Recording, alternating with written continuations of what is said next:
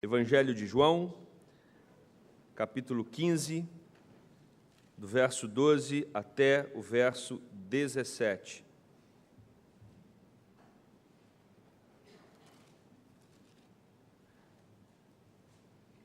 Mesmo assentados, mas com toda reverência à palavra de Deus, quero convidar você para uma leitura alternada desse texto.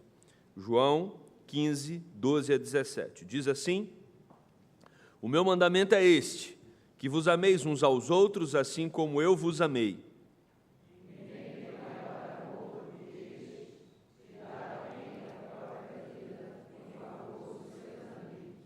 Vós sois meus amigos, se fazeis o que eu vos mando.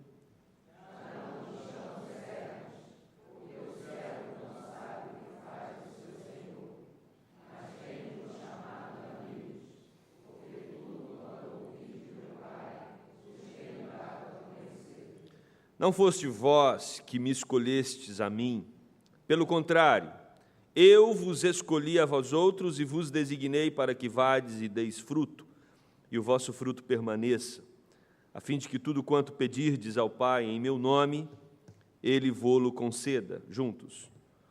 E vos mando que vos ameis uns aos outros. Amém. Vamos orar mais uma vez. Deus, fale ao nosso coração, Pai. Fale a cada um aqui com o Teu Santo Espírito, que saiamos alimentados, certos de que o Senhor é o grande amigo que cuida de cada um de nós. Essa é a nossa oração no nome de Jesus. Amém. Meus queridos, falar de amizade é falar talvez de uma das coisas mais significativas da nossa vida. E quando eu digo essa palavra, amizade, quem vem na sua mente? E aí a segunda pergunta: qual nível de amizade você tem com essa pessoa que veio à sua mente? Amizade, ela envolve várias questões. Não tem como nós pensarmos de amizade se nós não trazermos à nossa memória alguns elementos que são definitivos para balizarmos o grau de amizade. Amizade é você ter um relacionamento com alguém comprometido e descomprometido. Comprometido porque em todos os momentos você estará com aquela pessoa. Descomprometido porque você não precisa ficar tentando ser outro para estar com aquela pessoa. Você pode ser você mesmo. Você não precisa de máscaras. Você não precisa usar de elementos para tentar mostrar algo que você não é. É uma atitude muito natural, às vezes, em ambientes que nós nos sentimos ameaçados. Nós nos recuamos. Com os amigos a gente não se recua. Com os amigos nós simplesmente somos. E esse texto é um texto que está falando sobre amizade. E amizade envolve contabilidade. Amizade envolve matemática. Porque se alguém te liga dizendo que está com um problema, depende o nível de amizade para você ajudar o indivíduo a solucionar o problema. Depende o nível de amizade para você socorrer alguém. Geralmente funcionamos assim. Se é alguém que nós temos um compromisso profundo, por causa de uma amizade de longa data, nós seremos mais ágeis nas nossas respostas. Faço porque eu sei que se fosse por mim, ele ou ela fariam também. Então eu vou fazer, eu vou lá, vou resolver, vou ajudar, porque é meu amigo. E se fosse por mim, eu tenho certeza de que ele também estaria me socorrendo. Uma amizade de mão única, ela está fadada ao fracasso. Ninguém é amigo de outro, aonde só você é a pessoa que vai em direção. Precisa ter uma relação aonde você também recebe. Você dá, você oferece, você se locomove em direção ao outro, mas ele também se locomove em direção a você.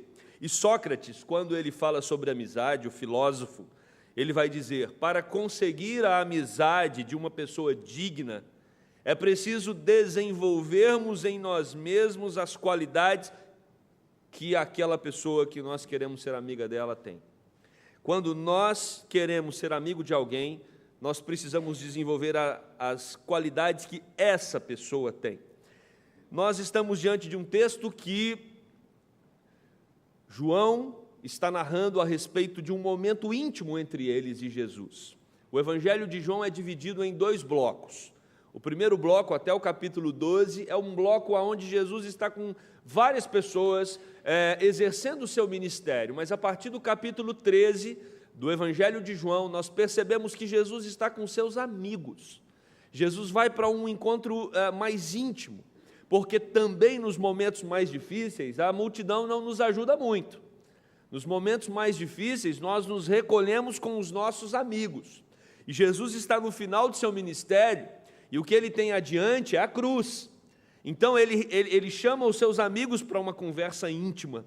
E nessa conversa íntima, Jesus está falando a respeito do grande plano de Deus. O homem um dia rompeu com seu Criador. O homem se tornou inimigo de Deus.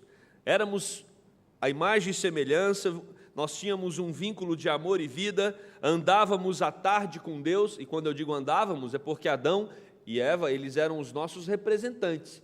Então eles andavam com Deus na virada do dia. Imagina, você terminando o seu expediente de trabalho e Deus na porta te esperando, para ir caminhando, batendo papo no metrô, ou conversando com você até a sua casa, no banco do passageiro, e você ali conversando com Deus. Era isso que acontecia no Jardim do Éden. Havia uma amizade sistemática, um encontro diário. Mas isso foi rompido por causa do pecado. Tiago capítulo 4, versículo 4, vai dizer que o projeto de Deus é tornar amigo o que era inimigo. Jesus está falando do vínculo, né? Se nós prestarmos atenção no contexto mais próximo do texto, Jesus está falando do vínculo que nós temos com Ele agora, porque Ele é a videira verdadeira e nós somos os ramos. Então, a partir de Cristo, se por causa do pecado nós rompemos a nossa relação com Deus, em Cristo nós somos reconectados com Deus, em Cristo agora nós temos um vínculo com Deus, nós somos os ramos de uma videira, então existe uma conexão profunda e também um pertencimento. Nós pertencemos a Cristo, nós estamos conectados a Ele, e o versículo 11 desse capítulo 15 de João vai dizer que essa conexão com Deus, através de Cristo, precisa produzir alegria em nossos corações, e a alegria de alguém que tem um grande amigo. Olha o que diz o verso 11 do capítulo 15: tenho-vos dito essas coisas, ou seja, que vocês estão conectados a mim, como o ramo está conectado à videira, para que a minha alegria esteja em vós e a vossa alegria seja completa. O projeto de Deus para mim e para você é que a nossa alegria seja completa. Pessoas plenamente alegres. E a plenitude da alegria não está nas coisas deste mundo. A plenitude da alegria está no nosso relacionamento com Deus e na consciência que nós temos do vínculo com Jesus Cristo. Às vezes, a ansiedade, a tristeza, a angústia, a preocupação abate a nossa alma, porque nós esquecemos da profundidade do vínculo que nós temos com o nosso Senhor e Jesus Cristo. Por isso, pensar no texto que nós lemos hoje pela manhã é falar sobre amizade e pertencimento. Nós somos amigos de Deus, nós pertencemos a Deus, e essa amizade ela é caracterizada pela obediência. Será que eu sou um amigo de Deus? Será que eu estou nesse vínculo profundo de pertencimento? Essa pergunta, ela obtém a sua resposta através da consciência que nós temos de obediência. Olha o que diz o verso 12, a parte A. O meu mandamento é este, que vos ameis uns aos outros. E aí talvez você se pergunta, mas o grande mandamento não é amar a Deus sobre todas as coisas? Jesus já está partindo desse pressuposto. Jesus está dizendo mais ou menos assim: se você está vinculado com a videira, se você é um ramo da videira, se você tem esse pertencimento, é porque você já é nutrido por Deus, você já tem intimidade com Deus, você já tem um relacionamento com Deus, você já é amigo de Deus. Então, desta forma, você precisa exercer o seu amor mútuo, amar uns aos outros. Versículo 17, Jesus vai repetir a mesma coisa, dizendo: isto vos mando, que vos ameis uns aos outros. Versículo 14, vós sois meus amigos se vocês fazem aquilo que eu vos mando.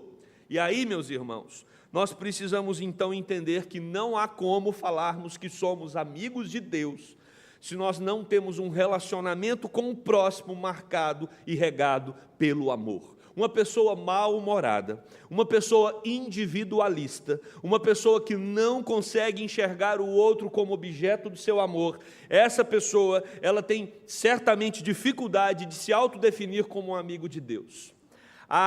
Os nossos relacionamentos, eles balizam a nossa relação com Deus. O nosso humor para com o outro é uma manifestação do quanto nós amamos a Deus. Na nossa casa, isso pode ser experimentado.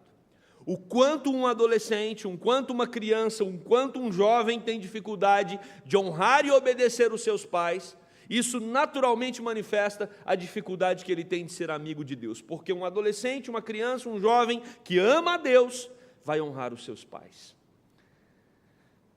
Nós precisamos amar uns aos outros, e esse amor é um amor que foi estabelecido pelo próprio Deus. João, ele não distingue aqui do grego a palavra filéu, o verbo filéu, e o verbo agapó. O verbo ágape, ou agapou, né? No caso do verbo é agapau. O verbo agapau e o verbo filéu, eles são expressões ou palavras no grego usadas para definir tipos de amor, mas João traz para bem perto uma da outra. Para ele, tanto agapau ou filéu são palavras utilizadas para demonstrar um nível profundo de amor. É impressionante, porque nós vivemos uma cultura que fala muito de amor. Se você pegar as nossas músicas, principalmente sertanejas, a gente vai ver que as pessoas falam, usam essa palavra amor, na MPB também, em todas as músicas existe uma glamorização do amor, mas quando você vai pedir uma definição de amor, existe uma pobreza muito grande, porque qual é a referência de amor? O que é amor? O que é amor? O que é amor? Se mistura muito na nossa cultura ocidental amor com paixão, um sentimento avassalador. E quando nós olhamos para a Bíblia, a definição de amor não está numa paixão que hoje existe e amanhã já não existe mais. Quantos relacionamentos sucumbem porque a pessoa fala, não, o amor esfriou, o amor acabou. Por isso nós precisamos entender a definição de amor do texto. E a definição de amor no texto aqui, tanto para a palavra filéu como para a palavra agapau, a definição de amor é de um amor de entrega, um amor que doa, um amor que considera o outro numa posição elevada em relação a si mesmo. E Carson vai nos ajudar a entender esse texto, é um comentarista, onde ele vai dizer que a obediência não nos torna amigos de Deus. Não é porque você ama o seu próximo que você vai ser amigo de Deus. Ele diz que, na verdade, o que acontece aqui é que o amor ao próximo nos caracteriza como amigos de Deus. Isso faz toda a diferença. Porque se nós falarmos que o fato de amar o próximo nos faz amigos de Deus, então a gente não precisa de Cristo para nos tornar amigos de Deus. O fato de amar uns aos outros já nos torna amigo de Deus, não. O fato de amar uns aos outros não nos torna amigo de Deus, mas o fato de amarmos uns aos outros nos caracteriza como amigos de Deus. Nós somos amigos de Deus porque amamos uns aos outros, ok? Nós não amamos uns aos outros e por isso somos amigos de Deus. A causa e efeito. A causa é ser amigo de Deus. E porque somos amigos de Deus, o efeito disso, amamos uns aos outros. É consequência, amar uns aos outros.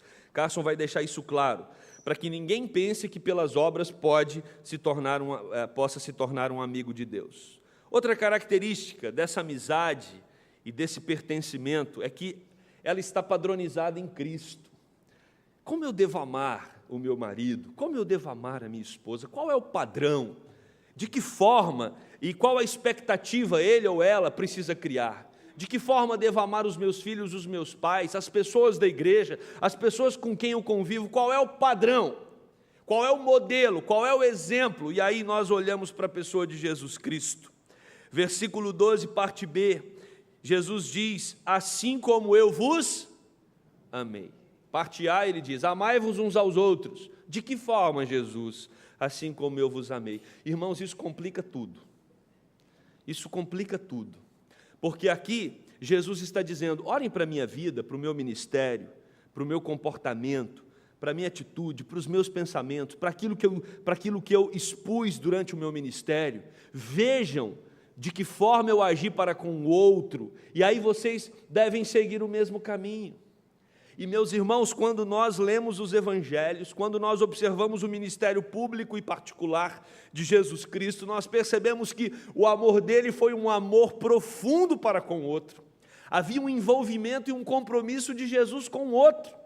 E às vezes nós somos marcados por tanto egoísmo. Nós queremos resolver as nossas questões, nós queremos concentrar o nosso tempo, simplesmente naquilo que vai trazer algum proveito para nós. O outro tem se tornado, numa geração individualista, cada vez mais distante. O outro cada vez menos nos afeta. O problema do outro cada vez menos é o meu. E como cristãos, como igreja do Senhor Jesus Cristo, o convite de Deus para nós é que nós tenhamos o mesmo amor que Jesus Cristo teve. E aí a gente precisa entender algumas características do amor de Jesus, e o verso 13 explica uma das principais características desse amor de Cristo, quando o texto diz: ninguém tem maior amor do que este, de dar a alguém a própria vida em favor dos seus amigos.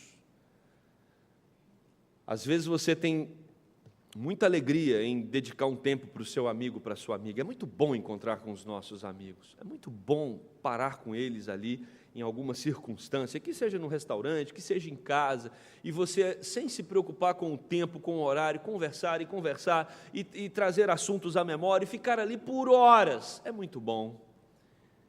Mas o que Jesus está estabelecendo aqui como nível de amizade é uma amizade que dá a vida pelo amigo. E aí já mudou todo o teor da conversa.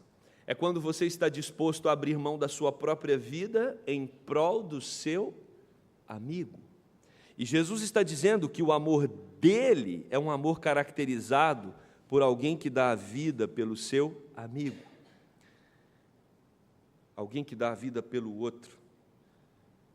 Só que os comentaristas vão dizer que limitar o amor de Jesus a alguém que dá a vida apenas pelo amigo é rebaixar o amor de Jesus, porque Jesus não é alguém que dá a vida pelos amigos, Jesus é alguém que dá a vida pelos inimigos, porque nós éramos inimigos de Deus.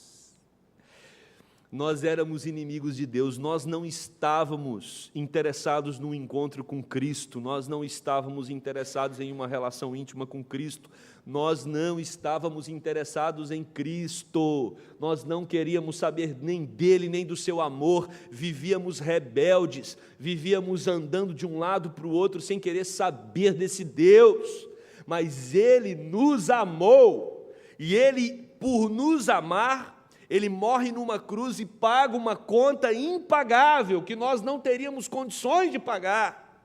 E é por causa desse amor de Deus, quando nós ainda éramos inimigos, diz Paulo aos Romanos, é por causa desse amor que nós nos tornamos amigos de Deus. Porque Jesus Cristo, Ele deu a vida por nós.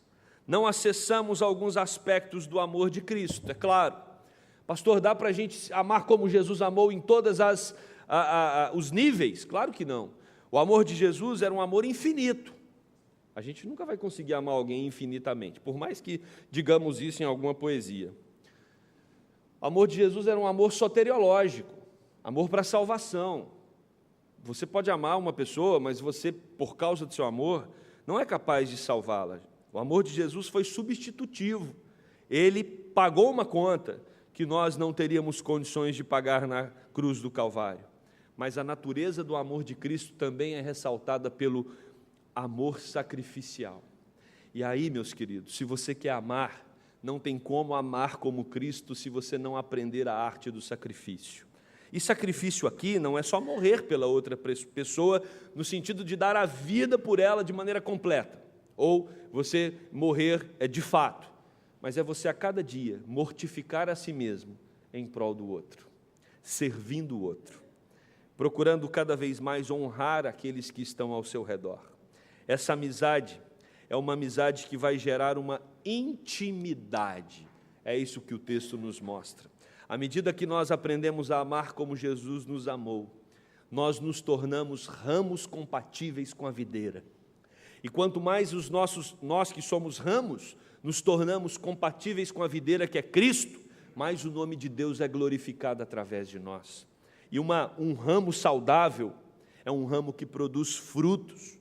Por isso Jesus fala que a saúde do ramo depende do quanto esse ramo está conectado à videira, o quanto ele pertence à videira, porque aquele ramo que não produz fruto vai ser cortado e lançado no fogo.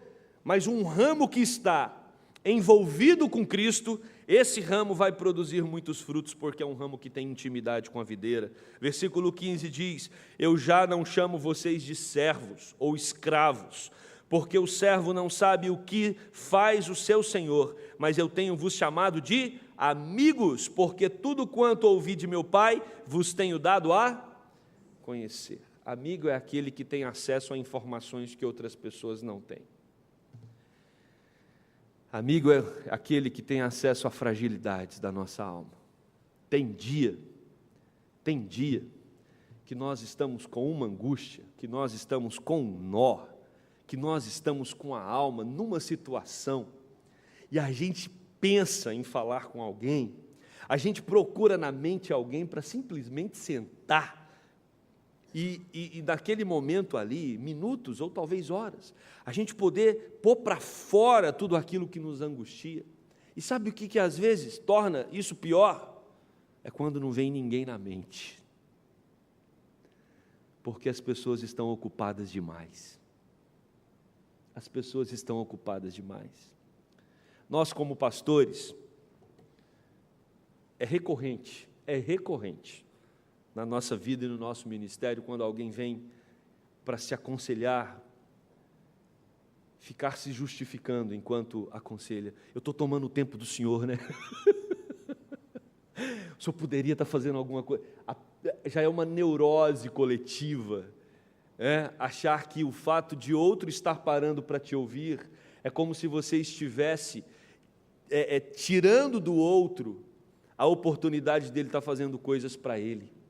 Olha que neurose, olha que situação, que ponto que nós chegamos.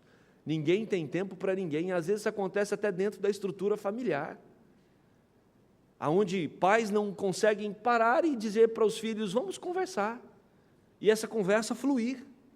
Tem pessoas dentro da própria casa que acumula essa dor e essa angústia, mas acha que se abrir isso para alguém, isso vai mexer com a estrutura da casa, então todo mundo guarda as suas dores, as suas marcas, as suas mágoas, as suas aflições, os seus sofrimentos, para manter uma aparente saúde no ambiente.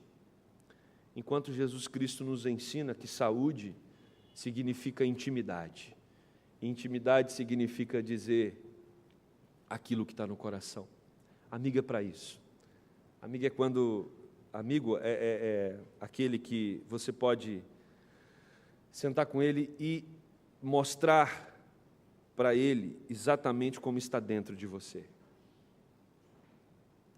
E aí você, como amigo, não precisa ser um doutor em aconselhamento. Você precisa simplesmente, às vezes, dizer: vamos orar. Eu não sei ouvir o problema das pessoas, eu não sei como tratar. Fulano, meu amigo, está com uma questão e eu não estou conseguindo achar uma saída para que. Mas não é você que tem que achar a saída. Ele não te contou para você dar a saída. Ele te contou porque você é amigo. E ele só precisa que você esteja do lado dele ou dela naquelas circunstâncias. Nós somos amigos e amigos têm acesso a intimidades. É isso que Jesus está dizendo: eu não chamo vocês mais de servos, eu chamo vocês de amigos, porque eu contei muita coisa para vocês que os outros não sabem. Amigos têm segredos, amigos têm mistérios, coisas que só eles guardam. Jesus é o nosso amigo. É isso que o texto está ressaltando aqui. A ênfase do texto não é que você saia daqui hoje para procurar um amigo, isso faz bem. Estreite ainda mais as suas amizades. Mas a ênfase do texto é dizer para mim e para você: Jesus é o nosso amigo. Jesus é o nosso amigo. num mundo onde cada um está procurando seus próprios interesses, Jesus está chamando você para conversar com Ele. Porque o ministério de Jesus foi marcado por convites. O ministério de Jesus foi marcado por convites. Jesus convida Marta para sentar e conversar com Ele. Jesus convida Zaqueu para ir para a casa do próprio Zaqueu para conversar com Ele. Jesus convida os apóstolos para caminhar com Ele. A vida de Jesus aqui na terra foi uma vida marcada por convites. Vinde a mim, todos que estáis cansados e sobrecarregados, porque eu vos aliviarei. O convite de Jesus para você hoje é: vamos conversar. Me diz aí, o que tem acontecido com você? Quais são os problemas que afligem a sua alma? Porque eu te contei um monte de segredos, e é interessante, porque o que Jesus coloca aqui no texto é assim: nós somos amigos porque eu, Jesus, já te contei um monte de segredos. O Pai me revelou um monte de coisas e eu já contei para vocês essas coisas. Pode confiar em mim. Se eu contei segredos, se eu contei mistérios, Paulo vai chamar, a palavra de Deus, o Evangelho, de mistério. Se eu contei mistérios de Deus para vocês, podem confiar em mim os seus problemas, as suas angústias e as suas aflições. Mas também é verdade que Deus usa irmãos para falarem, porque nós somos o corpo de Cristo. Eu convido você a desenvolver amizades no corpo de Cristo. Crie situações, se aproxime de pessoas que possam se tornar parceiros da caminhada, da jornada, para que juntos possamos a cada dia mais termos a nossa fé fortalecida, amando e sendo amigos de Cristo, mas também amando e sendo amigos uns dos outros. Por fim, a amizade de Jesus não é simplesmente para sermos amigos, para termos um momento de conversa íntima. A amizade de Jesus, ela tem propósito. E o propósito dela está na escolha. Foi Jesus que escolheu ser nosso amigo, tá? Não é para ninguém sair daqui orgulhoso achando: que bom, que eu escolhi Jesus para ser meu amigo. Não foi você que escolheu Ele, você era inimigo dele. Nós éramos inimigos. Ele nos escolheu, diz o texto. Isso precisa ficar muito claro. Não foste vós que me escolhestes a mim, pelo contrário, eu vos escolhi a vós outros. É Jesus quem nos chama para uma relação de amizade. Mas Ele nos chama porque Ele tem um propósito, versos 16 e 17. Verso 16, parte B, diz: e vos designei para que vades e deis fruto, e o vosso fruto permaneça, a fim de que tudo quanto pedirdes ao Pai em meu nome, Ele vos conceda, ou Ele vô-lo conceda. A amizade não coloca discípulos em pé de igualdade com Jesus. Esse é um problema, às vezes, de algumas amizades. Nós somos amigos de Jesus, mas nós não somos seus iguais. Jesus é Deus, e a gente precisa entender isso. Ele está numa posição superior, Ele é o Senhor. Jesus, Ele nos escolhe para sermos, então, seus amigos. Nós o amamos porque Ele nos amou primeiro. O nosso amor é resposta ao amor dEle. Mas nós o amamos e nós somos amigos dEle porque fomos designados para irmos e darmos fruto. E esse fruto aqui pode ser tanto testemunho, o fruto do Espírito, bondade, longanimidade, perdão, domínio próprio, paciência, e também evangelismo. Porque um galho, um ramo de uma videira tem que produzir fruto. O próprio Jesus já havia dito isso no capítulo 15. Se não produz fruto, corta e joga no fogo. Então nós fomos chamados por Cristo para desenvolvermos uma relação de amizade com Ele, mas com o propósito de darmos frutos. E aí, meus irmãos, a permanência em Cristo, o fato de nós estarmos ligados a Cristo, o fato de nós entendermos que somos amigos dEle porque Ele nos escolheu, isso vai fazer com que Ele responda às nossas orações. Esse versículo aqui tem que ser um versículo analisado com muito cuidado, a parte C do versículo 16, a fim de que tudo quanto pedirdes ao Pai em meu nome, Ele vô-lo conceda. Se você tirar esse versículo do contexto, você vai sair daqui hoje orando para Deus mandar aquela casa tão sonhada, aquela Ferrari que você queria tanto, que Deus resolva todos os seus problemas. O pastor pregou hoje na igreja, o que eu pedi Deus vai me dar. Não tem muita gente pregando isso? Olha aqui, está na Bíblia.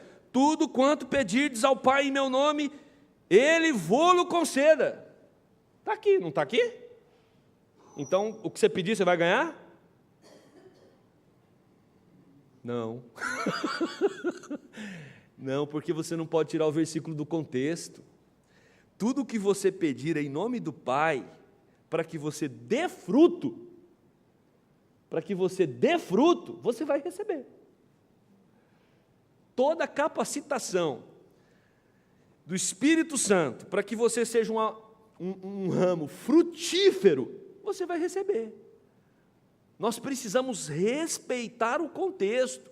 Jesus Cristo está falando de vínculo, de pertencimento. E aí, ele começou falando do ramo que produz fruto e ele continua desenvolvendo o seu raciocínio. Se você quer ser um crente frutífero, peça a Deus, que Deus vai conceder a você a capacidade de ser um crente frutífero. Esse é o contexto do texto, e se você lê-lo em casa novamente, vai perceber isso com muita clareza. Eu quero terminar esse sermão, quero concluir.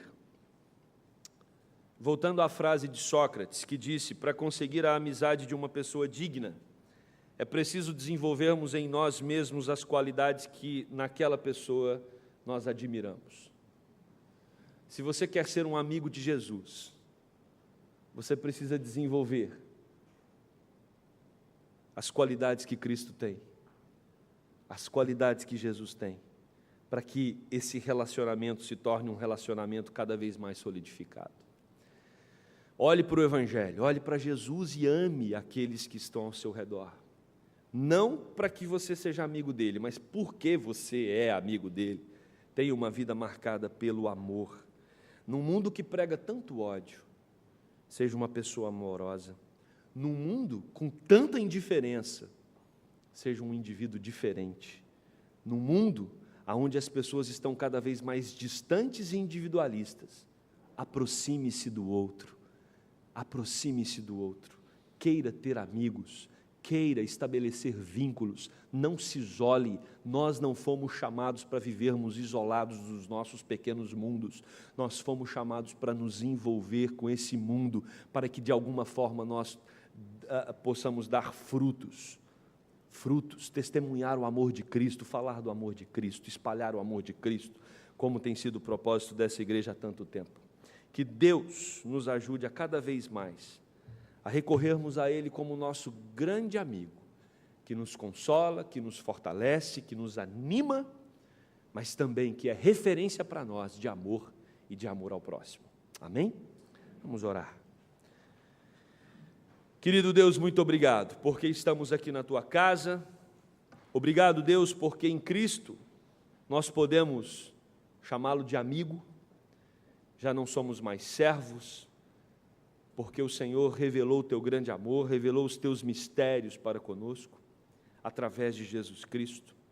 Obrigado, Deus, porque nós temos a quem recorrer, nós temos a quem expor as nossas queixas, as nossas dúvidas, as nossas angústias. Nós não estamos sozinhos no processo.